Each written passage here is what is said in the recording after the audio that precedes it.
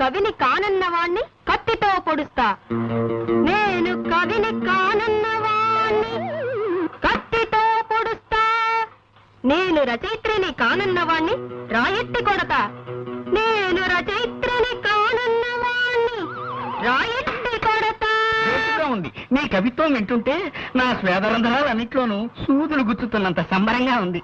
నర్నరాలన్నిటికీ నిప్పెట్టినంత ఆనందంగా ఉంది. మా మామగారితో చెప్తాను, వచ్చే వారం పత్రికలో ఈ గేయం వేయాలి. అలాగేనమ్మా, రాజే తలుచుకుంటే దెబ్బలకు కొదవా. ఇన్నాళ్ళు ఈ వారపత్రికని నా సొంత పుత్రికలా చూసుకున్నాను. ఇక నుంచి ఈ వారపత్రికని వారపుత్రికలా తయారు చేస్తాను. తప్పుతుందే? ఈ పదార్థం గురించి వంట వార్త వేయాలి. దీని పేరు బంగాళా భౌభౌ. బంగాళా భౌభౌ.